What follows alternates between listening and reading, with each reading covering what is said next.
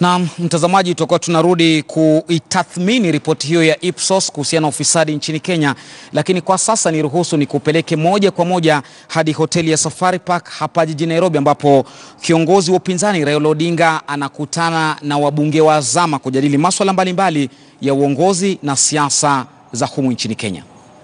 Invited me to come and be with you here today. That's why I'm here. I'm happy that this has come to pass, that finally all former members of parliament have an umbrella organization that brings them together. Because among you collectively, there's a lot of wisdom, a lot of experience that this country needs for it to move forward. I have a few points that I noted down that I want to refer to, then I'm going to talk off the cuff. Since independence, the trend has been that those who lose their parliamentary seats sink into oblivion or wait for the next election. Many times they are content with conducting occasional harambes here and there to remain in circulation, while seeing no role for themselves in the bigger issues facing the nation.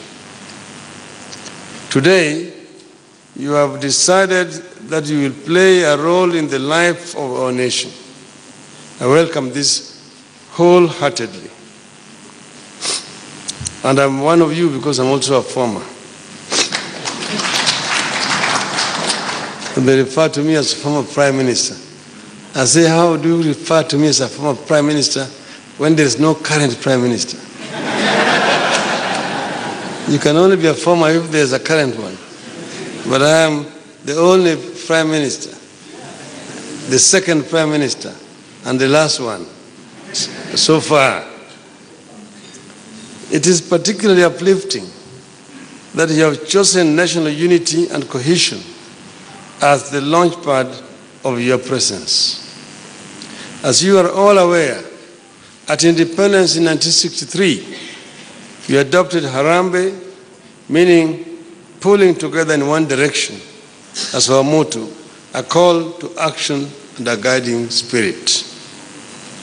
In the years that followed, we took unity for granted and as given, until we got to the brink of collapse with the 2007-2008 post-election violence.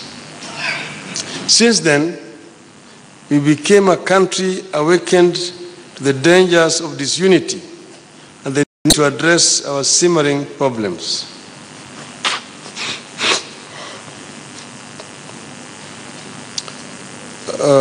From the violence, we became a country to the tensions and that had been building in our country and which we had swept under the carpet for generations. We decided to turn our grief and anger into a resolution of never again. It became my wish, which I believe is the wish of every Kenyan, including those of you gathered here, that no Kenyan should ever again lose his or her life because of politics. That wish may not have been realized as subsequent elections proved, but it remains my hope that we can progressively work together as a nation towards ensuring that elections do not become mini civil wars that stall the economy, lead to eviction of citizens from parts of the country, and total closure of businesses. As men and women who have won and lost elections before, you are well placed to preach to Kenyans the idea that elections must not be life and death affairs and zero-sum games that must be won at all costs. You are in a good place to convince Kenyans that there is life after elections. I believe our diversity is a huge asset to our country, economically, culturally, and socially. At election time, however, this diversity has been exploited and turned into a weakness. The diversity gets turned into us versus them, our people versus other Kenyans. That is hardly a way to build a nation. As a people who have been there, seen and done that, you are in a good position to help our country deal with the challenge of managing diversity. You have been to the ivory tower and the Tower of Babel that our politics sometimes degenerates into, and you are therefore in a good position to help our people celebrate and clearly articulate the benefits that diversity has brought to our country. Some of you embody an era when Kenyans saw themselves as members of one Kenyan family. You are in a good position to invoke memories of that era and create the emotional unity of our citizens. Emotional unity is necessary for our national integration. You are in a good place to help our citizens consider themselves as one and are citizens of this country regardless of their personal, ethnic, regional, social, and religious differences. You are in a good position to make Kenyans understand that no class or community can make progress by ignoring the interests of the nation. Finally, some of you, no doubt, serve this nation with great distinction and honor. You are therefore in a good position to inculcate in Kenyans one idea that I wish to dwell a little on: the idea of public. I am not talking about the Public Service Commission. I'm talking about the spirit that drove our forefathers into fighting for and granting us this great nation. Over the years, we have slowly but steadily lost the spirit of public service. The idea that public officers can be used and are held, that public offices are held in trust and are meant for public good and not private gain, has been lost over the years. As the spirit got lost, our citizens also gave upon them the idea that they have a responsibility to make the country greater by electing leaders who treasure honor, dignity, and integrity. I want to impress on this group to take it as one of its roles to impress on our citizens and government the idea that progress as a nation depend on the efforts of selfless citizens and leaders who work to change our country for the better and not for those who focus on private gain. Slowly but steadily, citizens and leaders who dedicate themselves to ensuring that Kenya's promise is for all its citizens are getting outnumbered by those who believe in each person for himself and God for us all. Former parliamentarians are in a good place to help our country to discover this spirit that is getting lost. This is the point that I'm making to the Parliament, that we are here at another historical juncture in our country. You have participated in elections as members of Parliament.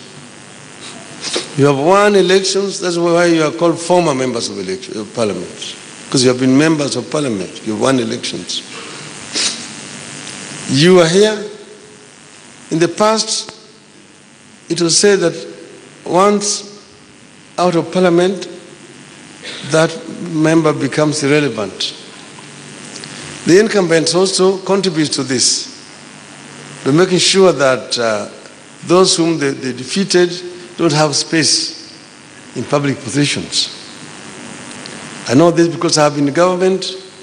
Whenever I wanted to appoint former members of parliament to positions, I get a lot of resistance from their opponents. Oh, you are trying to resurrect my opponent.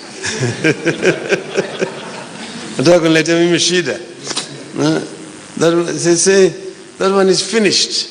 Umekwisha. How does a human being get finished? You cannot finish a human being until his day has come to get finished. And every person has a role to play in our society. Excuse me, sorry, I have a cold which has been troubling me.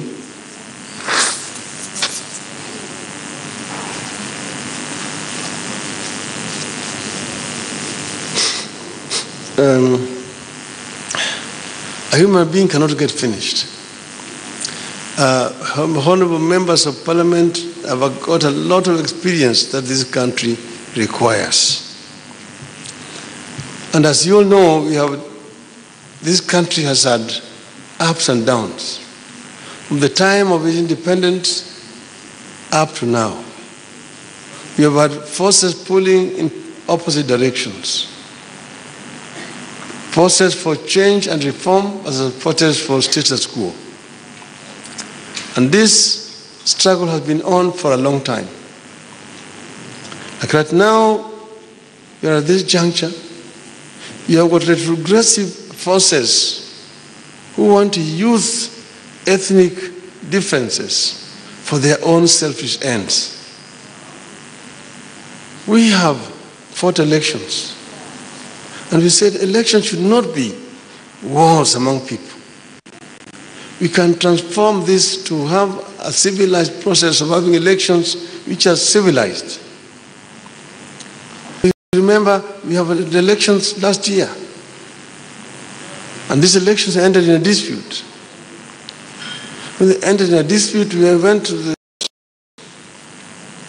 the court, made a determination, decided we go for a repeat. And because we felt that the ground was not level, we did not participate in those elections.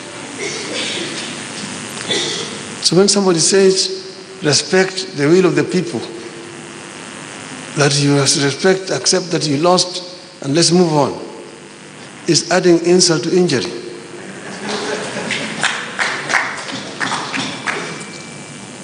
I mean, how do you win when you're competing alone?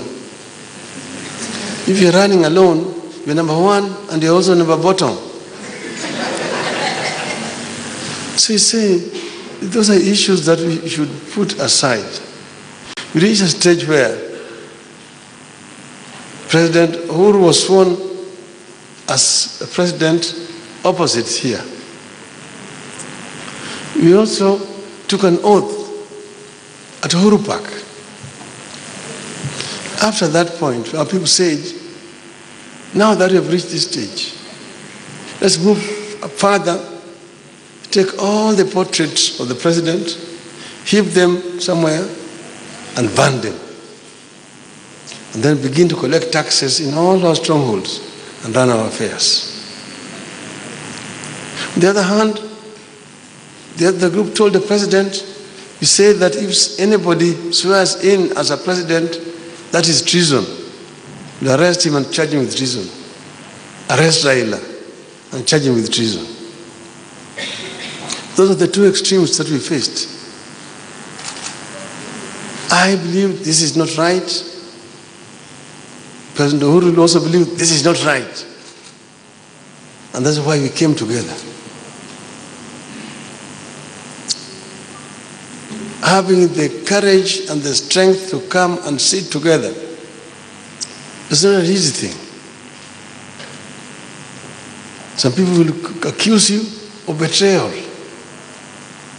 But you're looking at the best interest of the country. If you took the that you were trying to take, you will take Kenya into Somalia, or Yemen, or Iraq, and vice versa. So he said that God help this land of Kenya. Justice be our shield and defender. Peace and liberty, plenty be found within. Jukumu letu tukiwa kituo kinachoongoza, tutaendelea kukuletea taarifa uliko na kukujuza chochote unachostahiki.